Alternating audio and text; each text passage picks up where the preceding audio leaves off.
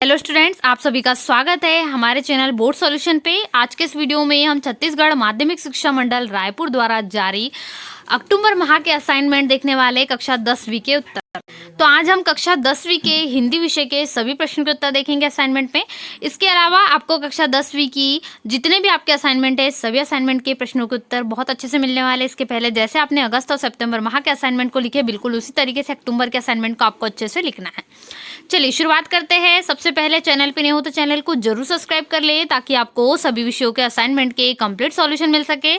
इसके अलावा वीडियो को लाइक करना बिल्कुल भी ना भूलें और दोस्तों में ज़्यादा से ज़्यादा जरूर शेयर करें, जिससे आपके सभी फ्रेंड्स को भी असाइनमेंट सॉल्यूशन करने में कोई दिक्कत ना हो। ठीक है, इसके अलावा मैं आपको यहाँ पर बता दूंगी आप PDF किस प्रकार से डाउनलोड कर सकते हैं। तो यहाँ पर चलिए सबसे पहले हम आंसर्स को देखते हैं। सबसे पहला क्वेश्चन है, छत्तीसगढ़ की जनता के बीच वीर नारायण सिंह की लोकप्रियता के कोई 3 कारण लिखना है। ठीक है, तो इन्होंने बहुत सारे प्रेरणादायक स्रोत है ये, तो यहाँ पर इन्होंने बहुत सारी चीजें बताई थी। ठीक है, तो इनको कहा जाता है। चलिए देखते हैं ये क्वेश्चन का भी आंसर। इसके अलावा है गृह प्रवेश कविता है सतीश जायसवाल द्वारा लिखी।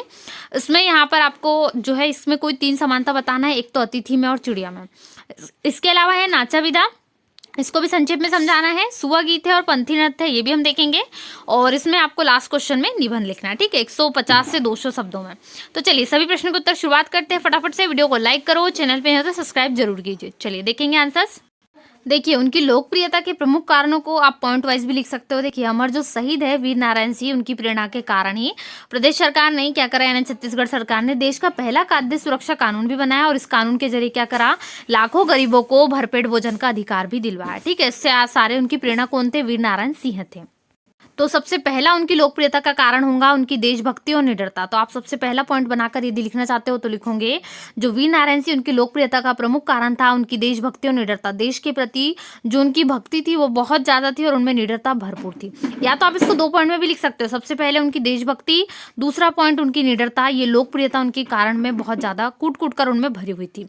इसके अलावा जो यहाँ पर है सबसे प्रमुख उनका और एक है, वो स्वभाव से परोपकारी भी थे। दूसरा पॉइंट यदि आप इसको बनाना चाहते हो तो लिख सकते हो स्वभाव से परोपकारी, न्यायप्रिय तथा कर्मठ वीर नारायण इसी कारण लोगों के क्या बन गए, जननायक बन गए। तो ये उनकी लोकप्रियता के, इसको पॉइंट वाइज आप बना लेंगे। मैंने आपको बता दिया कैसे बनाओगे।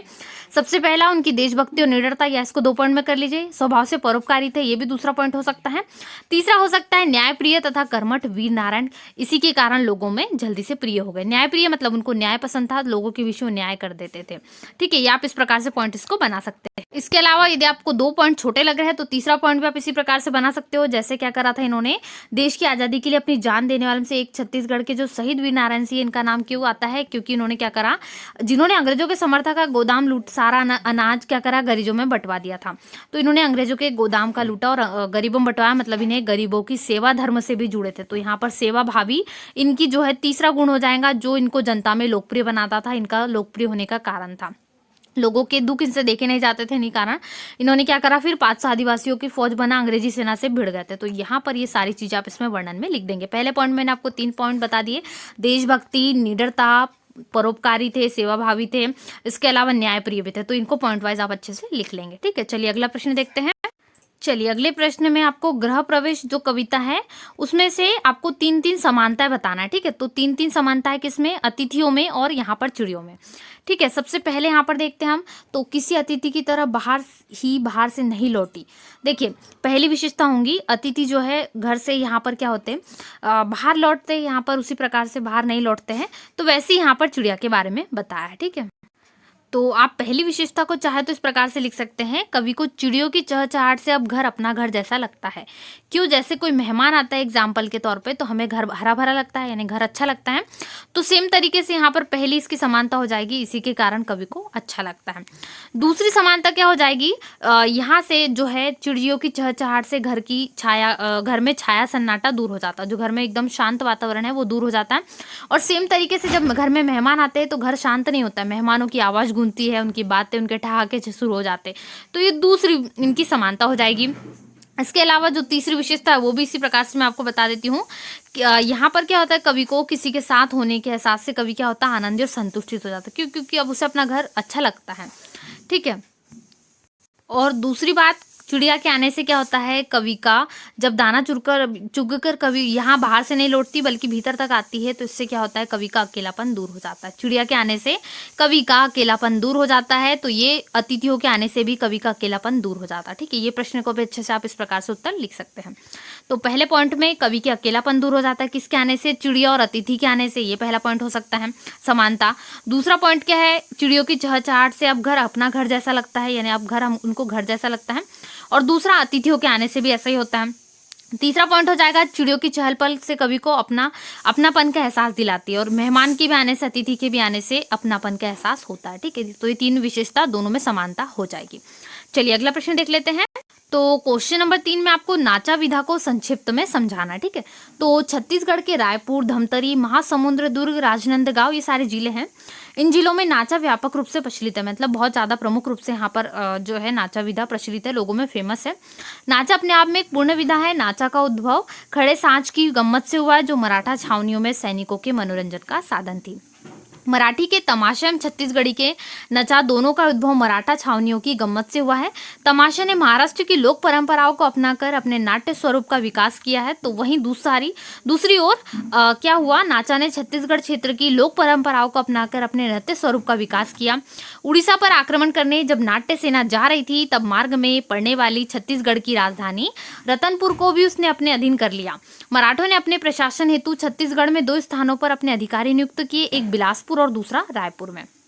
ठीक है, इसके बाद आगे आप लिखेंगे, गम्मत में स्त्रियों की नकल करने वाला एक विशेष पात्र होता था, जिसे नाच्य कहते थे। इसी पात्र के आधार पर छत्तीसगढ़ी नाट्य स्वरूप का नाम नाचा पड़ा। नाच्या मराठी तमाशे के एक अन्य पात्र सोंगाडिया से भिन्न है। ठीक है, वर्तमान में भी तमाशा में नाच्या और सोंगाडिया के समांतर एक नए पात्र का उद्भव हुआ, जो जोकड़ कहलाता है। तो नाचा विधा को इतना आप संक्षिप्त रूप में लिख सकते हैं, या फिर चाहे तो इसमें थोड़ा सा और इंक्लूड कर सकते हैं, जैसे नाचा नाट्य की क्षमता और संभावना का यहाँ पर बताया गया, जो छत्तीसगढ़ में भरपूर रूप से हास्य का एक समझ लीजिए बहुत अच्छी शैली के रूप में यहाँ पर लोकप्रिय है। आप सभी अच्छे से जानते होंगे इसको, इस प्रकार से इसमें वर्णन किया जाता है। ठीक है, इतना पूरा इसमें उत्तर आ जाएगा। चलिए अगला प्रश्न देखते हैं हम, प्रश्न क्रमांक 4। प्रश्न क्रमांक 4 में आपको सुआ गीत के बारे में पूछा गया है। इसके अलावा यहाँ पर आपको सुआ गीत की 3 विशेषता बताने के लिए कहा गया है। यहाँ पर आप विशेषता लिखेंगे और उनके गायकों के भी नाम। ठीक है, तो सुआ गीत क्या है, ये दीपावली के पर्व पर महिलाएं द्वारा गाया जाने वाला गीत है। इसमें शिव पार्वती का विवाह मनाया जाता है। सबसे पहली विशेषता, यह दीपावली पर्व पर गाया जाने वाला गीत है। दूसरी है, इसमें शिव पार्वती का विवाह माना जाता है, और मिट्टी के गौरा गौरी बनाकर उसके चारों ओर घूमकर सुआ गीत गाकर सुआ नृत्य करते हैं। ठीक है, और यहाँ पर तीसरी विशेषता होंगी, ये श्रृंगार प्रधान गीत है, मतलब इसमें श्रृंगार का वर्णन किया जाता है। जैसे शिव पार्वती का है तो इसमें पार्वती के श्रृंगार का वर्णन होता है। ये विशेषता के बनाकर आप इसको लिख सकते हैं। चलिए, इसके अलावा यदि आप और शॉर्ट में विशेषता लिखना चाहते हैं तो मैं इसको और एक बता देती हूँ। सुआ गीत की प्रत्येक पंक्तियां विभिन्न गुणों से सजी होती है। ठीक है, तीसरी विशेषता चाहे तो इसको लिख लीजिए। और या फिर यहाँ पर क्या हो सकता है, इसमें थोड़ा सा प्रेम विरह, प्रेयसी की व्यथा को भी बताया जाता है। ठीक है, प्रत्येक संदर्भ में सुआ मध्यस्थता का कार्य करता है। जैसे आपसी सम्मेलन जो होता है उसी प्रकार से ये कार्य करता है। इसमें आप विशेषता लिख सकते हैं। देखिए, सुआ गीत में आपको 2 गायकों के नाम बोला है, तो यहाँ पर मैं आपको एक कलाकार जो प्रचलित चर्चित थे, और यहाँ पर उनका नाम है आशाराम। ठीक है, जो सुआ गीत की शैली के लिए बहुत ज़्यादा प्रचलित थे, उनका श्रेय पूरा इनको जाता है। ठीक है, तो ये है एक नाम, यदि आपको याद हो तो वो लिख लीजिए। तो यहाँ पर मैं केवल आपको एक बता दे रही हूँ, यदि आपको आता है या अपने बड़ों से पूछकर आप इसको लिख सकते हैं। ठीक है, तो सबसे पहला नाम गायक का हो जाएगा आशाराम, जिन्होंने बहुत जगह इसका रिकॉर्ड वगैरह भी किए, उन्होंने बहुत सारी चीज़ें प्रयोग इसमें की है। चलिए अगली पंथी नृत्य है वो देखते हैं। चलिए, पंथी नृत्य की क्या विशेषता है, तो इसमें क्या होता है, यह एक समूह नृत्य है। ये पहली विशेषता चाहे तो ये लिख लीजिए। और यह नृत्य दिसंबर माह के 18 तारीख से शुरुआत होती है इसकी। और यहाँ पर आपका दूसरा विशेषता हो जाएगी, पंथी नृत्य छत्तीसगढ़ के सतनामी जाति के लोगों द्वारा किया जाने वाला नृत्य है। ठीक है, इसकी विशेषता है जो बहुत उसको विशेष बनाती है। ठीक है, और तीसरी विशेषता हो जाएगी, यह नृत्य बाबा गुरु घासीदास के जन्म उत्सव के रूप में शुरू हुआ था। इसकी विशेषता ये है, इसी के कारण इनके इसमें गाया जाता है। चाहे तो इसमें और लिख सकते हैं कि यह नृत्य 2 प्रकार का होता है। आपको इतना वैसे डिटेलिंग नहीं पूछी है, तो आप इसको लिख सकते हैं। इसमें एक और है, जैसे वाद्य यंत्र है, इस नृत्य में क्या करतब नहीं दिखाया जाता। ठीक है, ये इसके प्रकारों में आ जाएगा। और चाहे तो इसमें लिख सकते हैं, जैसे इसमें आध्यात्मिक संदेश के साथ मानव जीवन की महत्ता होती है, बहुत अच्छी इसकी विशेषता हो सकती है। तो तीसरा पॉइंट चाहे तो ये बना लीजिए, या कोई भी एक पॉइंट में इसकी इंक्लूड कर सकते हैं। ठीक है, इसमें परंपरागत रूप से प्रस्तुत करते हैं, और मुख्य नर्तक भी होता है इसके अंतर्गत। चलिए, इसमें गायक जो इसके प्रमुख है वो है, यहाँ पर नृत्य करते वो है देवदास बंजारे। ठीक है, और उनके साथ ही देश विदेश में नृत्य प्रस्तुत करते। पंथी नर्तक है, काफी लोकप्रिय भी है। ठीक है, तो मैं यहाँ पर इसका भी एक ही नाम बता रही हूँ आपको, दूसरा नाम आप पूछ कर लिख सकते हैं आपके जो बड़े हैं उनसे भी, या फिर आपको इसकी जानकारी है तो ये जरूर लिख लीजिए। ठीक है, चलिए अगला प्रश्न हम देख लेते हैं। इसका नेक्स्ट क्वेश्चन है, क्वेश्चन नंबर 5 है। ठीक है, आपको टॉपिक दिए गए हैं कोरोना वायरस एक महामारी, इसके अलावा विद्यार्थी जीवन और अनुशासन है, ये भी आपको लिख लेना है। ठीक है, तो इसमें से हम देखने वाले विद्यार्थी जीवन और अनुशासन। आपको 3 टॉपिक है, उनमें से हम एक अनुशासन या विद्यार्थी अनुशासन दोनों टॉपिक पर बनता है, तो बहुत इंपॉर्टेंट है, हर साल बनता है, इसलिए हम इसको देखने वाले हैं। ठीक है, चलिए कैसे लिखोगे, तो यहाँ पर मैं आपको बता देती हूँ, यदि आपने अभी तक इसकी पीडीएफ डाउनलोड नहीं की होगी तो मैं आपको बता देती हूँ पीडीएफ आप कैसे डाउनलोड कर सकते हो। ठीक है, सबसे पहले आपको गूगल पे जाना है, गूगल पे सर्च करोगे www.boardjankari.com, जहाँ पर आपको इन विषयों की पीडीएफ मिल जाएगी। क्लास 10th और 12th दोनों विषयों की पीडीएफ अवेलेबल है। यदि कुछ सब्जेक्ट नहीं होंगे तो टेंशन ना ले, बहुत जल्द उसको भी अपडेट कर दिया जाएगा। तो जैसे ही लिंक अपडेट होते हैं आप चैनल यहाँ पर साइट पर जाकर देख सकते हैं, आपको पूरे विषयों की पीडीएफ मिल जाएगी। ठीक है, चैनल पे नए हो तो सब्सक्राइब करना बिल्कुल भी ना भूले, ताकि आपको सभी विषयों के असाइनमेंट मिल सके पूरे कंप्लीट सॉल्यूशन के साथ में। इसके अलावा वीडियो को लाइक नहीं करा तो लाइक जरूर कर दे और दोस्तों में शेयर करना बिल्कुल भी ना भूले। ठीक है, चलिए पहला यहाँ पर आप लिखेंगे, सबसे अच्छे से पॉइंट लिखेंगे रूपरेखा, क्योंकि 6 अंक के अनुसार है तो बहुत बढ़िया लिखना है आपको इसे। प्रस्तावना लिखोगे, अनुशासन का महत्व, विद्यार्थी अनुशासन, अनुशासन की शिक्षा, 1 बाय 1 करके लाइन से आपको पॉइंट बनाना है। ठीक है, और अच्छे से ब्लैक पेन से आप इन पॉइंटों को नोट भी करोगे। ठीक है, इतना अच्छे से आपको लिखना पड़ेगा। पूरे पॉइंट हो जाएंगे 8 पॉइंट उपसंहार तक, क्योंकि 6 अंक में है तो हमको पूरे 6 अंक पक्के करने हैं। ठीक है, सबसे पहले प्रस्तावना हमेशा आता है। अनुशासन शब्द का अर्थ है नियम के पीछे चलना, अनुशासन का अर्थ परतंत्रता कदापि नहीं है, समय स्थान परिस्थितियों के अनुसार सामान्य नियमों का पालन करना, ये क्या कहलाता है, अनुशासन कहलाता है। अनुशासन मानव जीवन का आधार है, इसके बिना मनुष्य कुछ नहीं है। यदि वह अनुशासन का पालन करता है उसे बहुत महत्व मिलता है। ठीक है, दूसरा पॉइंट अनुशासन का महत्व हो जाएगा, इसमें आप इतनी डिटेलिंग लिख सकते हैं, आपको अच्छे से लिख देना है। आपके जीवन में अनुशासन का बहुत महत्व होता है, और खासकर एक विद्यार्थी के जीवन में तो बहुत होता है। ठीक है, तो विद्यार्थी अनुशासन में भी विद्यार्थी यदि अनुशासित है, वो अपने कार्य को अनुशासन में करता है तो उसे बहुत महत्व मिलता है। ठीक है, तो और वो सारी सफलताओं को छू सकता है, तो ये भी आप इसमें लिख देंगे। इसके अलावा अनुशासन की शिक्षा आपको कहाँ से मिलेगी, तो ये भी इसमें आप लिख सकते हैं। प्रथम संस्कार अपने माता पिता से अनुशासन वो ग्रहण करता है, उसके अलावा शिक्षकों से और अपने आसपास जो क्षेत्र वो रहते हैं उससे। ठीक है, ये तो आपका पॉइंट हो जाएगा।